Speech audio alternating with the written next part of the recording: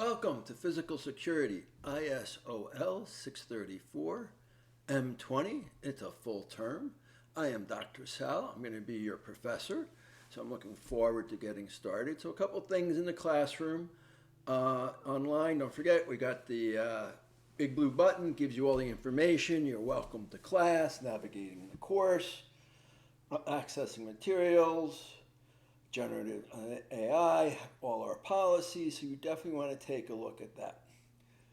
Next thing is your course syllabus.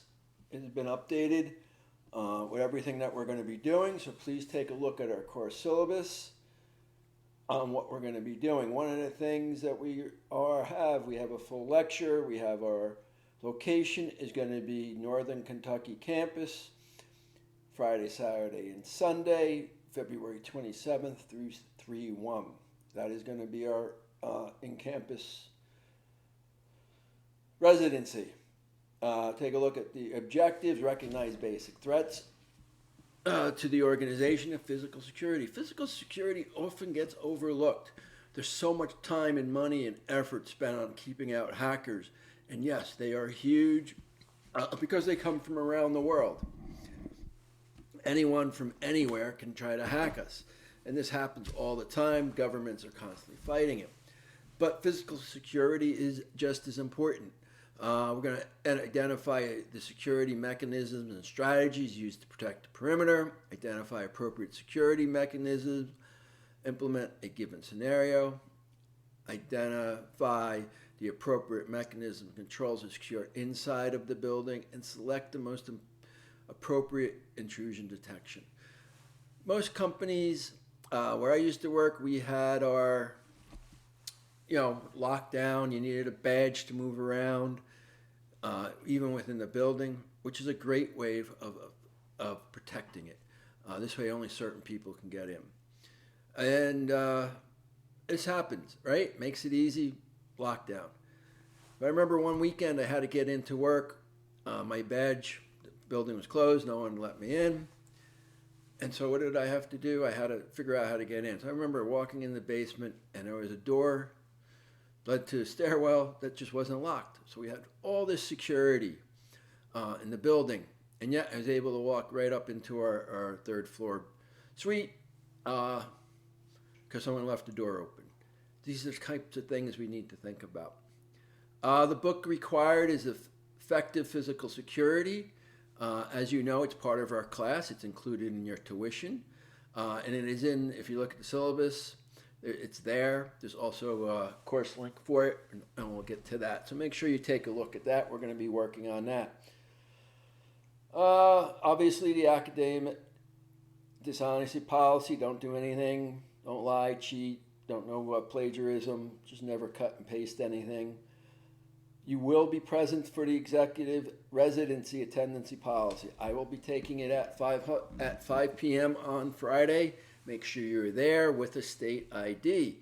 If for some reason you miss it, you'll have to take up the makeup one, which does come at a cost for you. So you want to make sure that you don't miss it. Again, mark your calendars. My calendar already marked as February 27th. You have to participate in the discussion questions. There'll be one every week. Make sure you participate. Disability accommodations. If you have any issues, please let me know.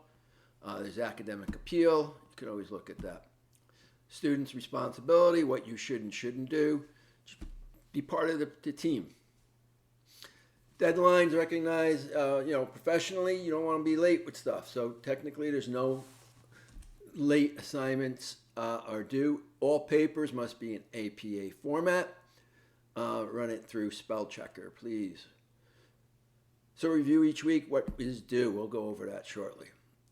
Look at the academic handbook. Student course concern, if there's a problem, early detection form. So basically, you're going to have assignments, quizzes, discussions, chapters, exams, final exam, practical connection, your research paper.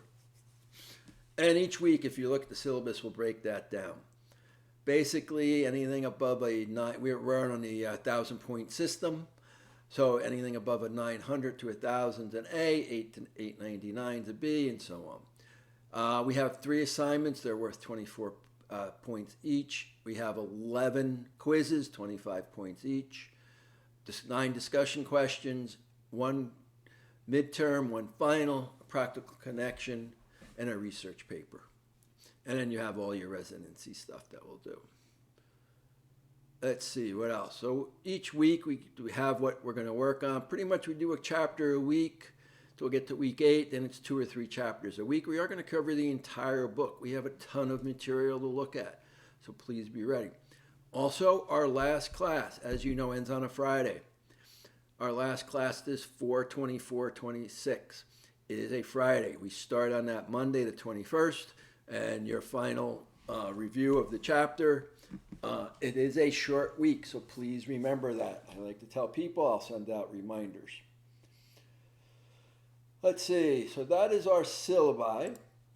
The next thing we want to look at, if you look at course materials, we are on Ultra, which is a nice application. I do like this. So Ultra is your book. Click on it, by Lawrence Fennell. It's free. It's part of your tuition, so which is great. Use it. We're going to use it. Study from it, please. So you have your book there. If you need tutor, there's some tutor information. Residency weekend. Right now, I have the folder available. You can read it. There's nothing in it yet. But this way you know when our residency is. Do not forget. There is a makeup, which I believe is one of the last weeks of school. And you have to go to Kentucky for that. So each week we're going to be going through different material.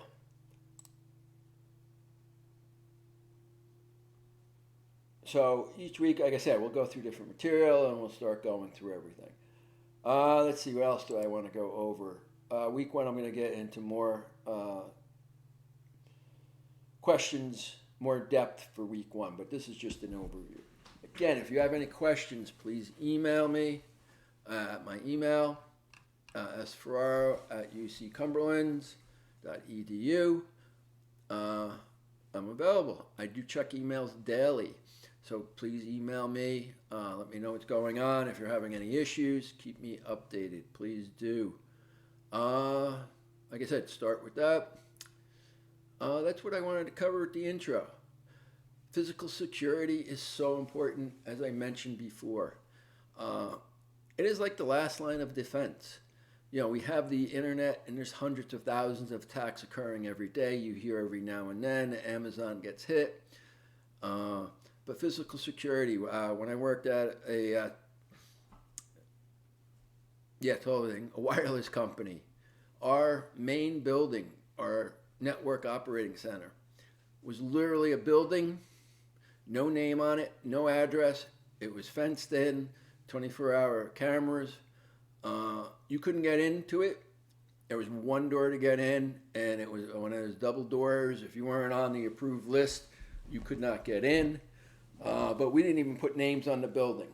We didn't want anyone to even know where it was. It was never advertised. No one would see it. And that's what we're looking back. If you drive around some cities, you're just going to see these empty, they look like empty buildings. There's no windows in them. But securing our data has become so important. And if someone can walk right in, that's a problem. When I worked at another company, one of our big things that we had to deal with, if you think about the people at night who clean the office, they technically had access to every room in the building. The president's office, the security office, our IT office. And, you know, if no one was there, there could be issues. So these are the things that we're going to talk about, we're going to experience, and discuss these things going forward. I am preparing our residency. We should have we'll have a couple of group projects. I'll break you into groups beforehand. So that's kind of how the class is going to run. Thank you. Have a wonderful day. I look forward to working with you.